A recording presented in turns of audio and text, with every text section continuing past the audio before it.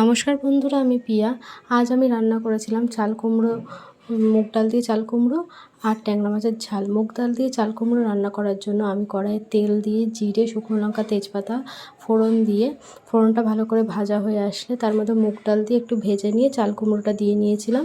তার মধ্যে নুন হলুদ দিয়ে ঢাকা দিয়ে রেখেছিলাম। চাল কুমড়োর জলটা মরে আসলে একটু চিনি দিয়ে নামিয়ে নিয়েছিলাম।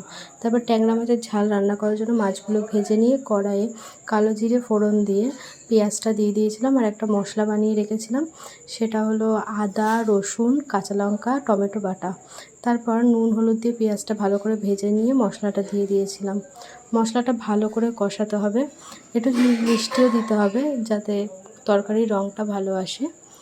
তারপর কষানো হয়ে গেলে পরিমাণ মতো জল দিয়ে দিতে হবে, যতটা ঝোল খাও। এই তরকারিটা একটু কম ঝোল দেওয়াই ভালো, একটু মাখা মাখাই ভালো লাগে ট্যাংরা মাছের ঝালটা। তারপর আর কি ঝোল দিয়ে দিলে মাছগুলো দিয়ে দিতে হবে, ফুটে আসলেই হয়ে যাবে। আর নামানোর আগে একটু গরম মশলা দিয়ে দিতে হবে। আর জানো তো, রান্না করতে গিয়ে জানি না কী হয়েছিল, অনেক ভিডিও আমি ক্লিক করতে পারিনি। ভিডিও হয়তো নিতে গিয়ে দেখছি যে আমি লাল বাটনটাই প্রেস করিনি, তার জন্য অনেক ক্লিপ নেওয়া হয়নি। তাই এইভাবে মুখেই বলে দিলাম। Tata, bye bye.